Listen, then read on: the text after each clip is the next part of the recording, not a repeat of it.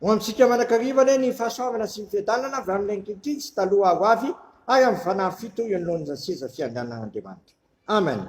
Ny anjara mofinainao antsika amin'ity zoma 10 septambra 2024 dia boky ny asan'ny apôstôly 7:1-7 ka hatramin'ny 7:20 vaky toy izao zany amin'ny anaran'i Jesosy.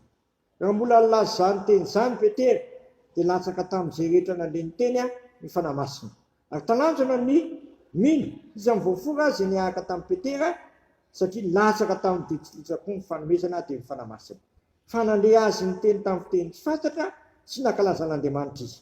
Dia namaly Petera ka nanao hoe moa misy olona mahazo mandara ny rano sy anaovana batisa koa batisa ireo tsy anaovana batisa ireo zay efa nandray ny fanahy masina tahaka atsika koa dia nasainy natao batisa amin'ny anaran'i Jesosy Kristy izy ary nangatahany ireo mba hitoetra ao aminy andro vitsivitsy izy. May masolo manamasinanay amin'ny fahamarinana ny teninao amin'ny fahamarinana. Amen. Talanjona ny diosy zay isa amin'ny voafora raha nahita fa tonga tamin'ny ireo firenena tsy diosy nanjetilisa ny fanahy masina. Tatehika tokoa mantsy nylazain'ny mpaminany jila hoe handasaka ny fanahiko ho amin'ny nofo rehetra.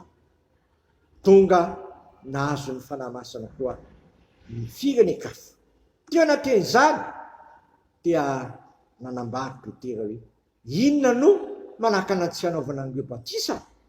Ny batisa dia fanamarinana matomboka se manamarina fa isan'ny vahoaka an'Andriamanitra sy ny mbovonjy ny firenena jetilisa zay nahazo ny fanahy masina. Fanahy masina raha teo dia manambara fa zanak'Andriamanitra sika satria ny fanahy masina mihitsy miara-milaza amin'izay manana ny fanahy ny fanahy masina fa zanak'Andriamanitra izy. Dia atsiaro manakariva anay tarin'ny fanahy masina sika naiza na ovinovina satria sitraka ho an'ny olona rehetra tsy nofo rehetra izany fanomezana amin'ny fanahy masina izany. Amen. Sotranao zay raha eo fa tsy mitsahatra mijery anay ianao ary na izy dia tianao avokoa voapovindray tamin'izao afatra zao zany fa nomenao ny fanahy masina indrindra koa ny firenena tsy jiosy ny tsy voafora. Ny teny fikasana tokoa dia ho an'ny olona rehetra na vaiza na vaiza ary na inona izy na inona na izy na izy.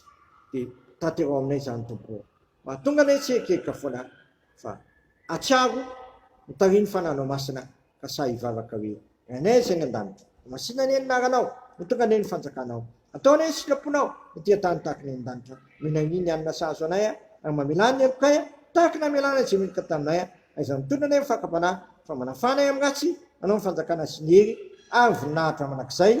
Amen.